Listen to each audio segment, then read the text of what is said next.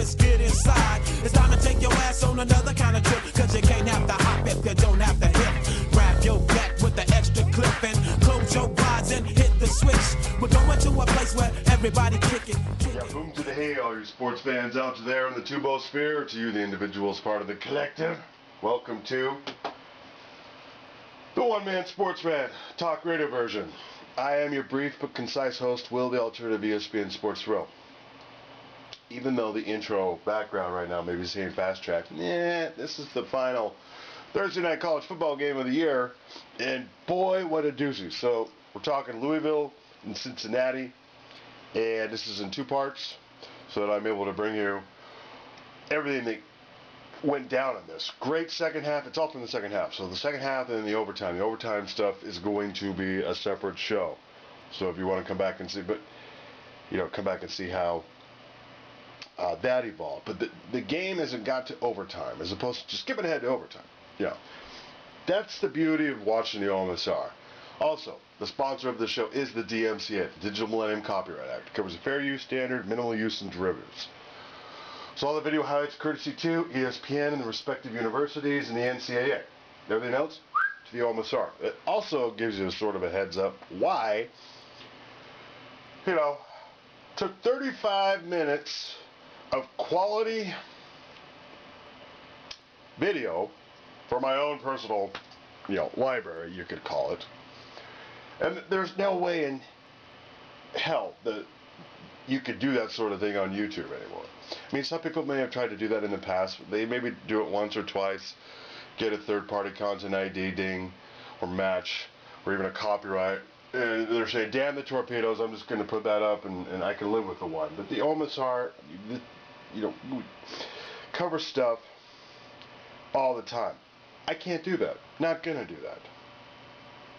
So the overtime's probably going to be there was about 8 to 9 minutes worth of good stuff, and I'm going to go a little bit over from the second half, about 11 to 12. Again, it was the final Thursday night college football game.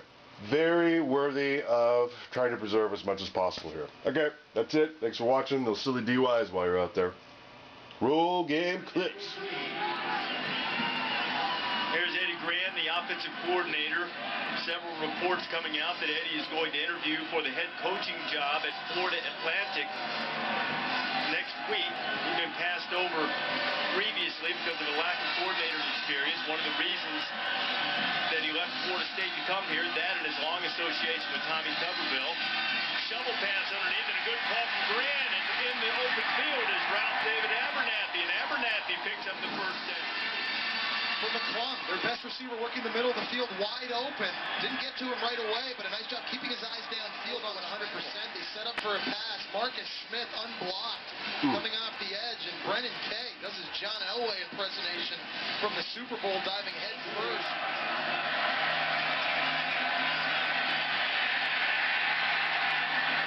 Flag flew at the line of scrimmage. Solomon Tentman is the one chasing Teddy.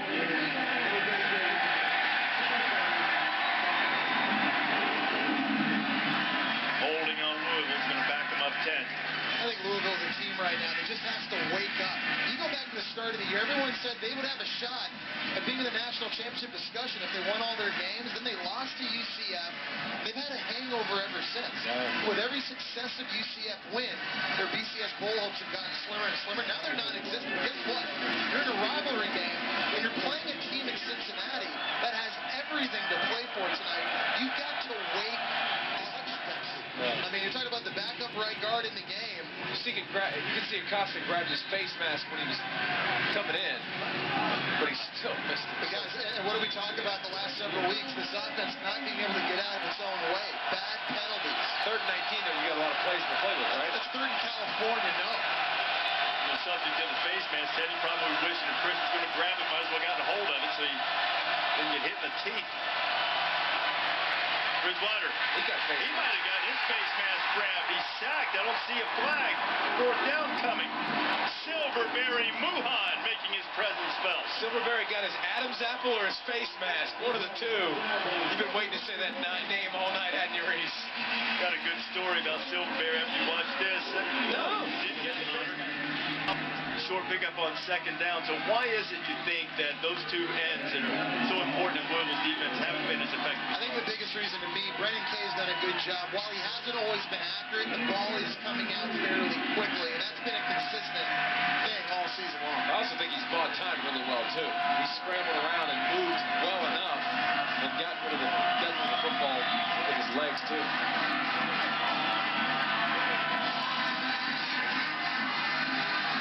Cincinnati protects pretty well.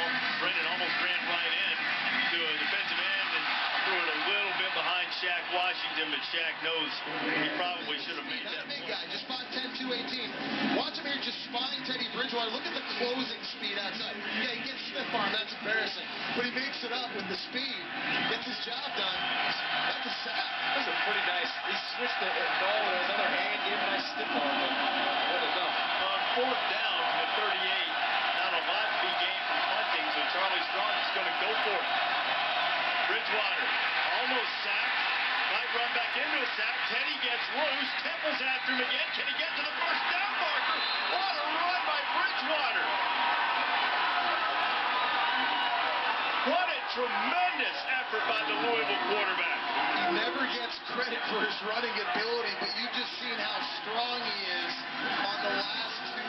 Here you go to the Russell Athletic Bowl, get your second straight 11-win season. As much momentum as you can heading into the ACC next year. It's on this O-line. Bridgewater. Yeah, he's been running for his life all night. Again, notice heaves it up. He's got a man in the zone.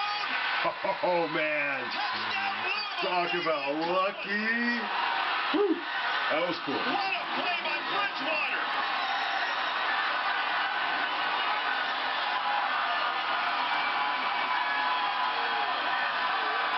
Now the question is, did Copeland stay in bounds on the catch? You need 1 foot down. Let's take a look. Yes, sir. Touchdown. Touchdown. Bonus touchdown in the NFL, dog. What a play for Cincinnati to answer. Tremendous throw by Brendan Kay. Tremendous catch by McClung. But it's a bad angle. Sorry, McKay. But it's a bad angle by the safety. You're going to see Hakeem Smith right here mix and whip. You got to go for the ball carrier, not the football right there, and limit the yak. McKay transferred from Arkansas. He's a Louisville native. He was ruled eligible immediately because his grandmother has been ill. He's had a spring in his step all week, and he just made a 57-yard play to get the Bearcats back in the red zone. To the running game. Abernathy. Ralph David. Abernathy. Give him 6. Touchdown Bearcats.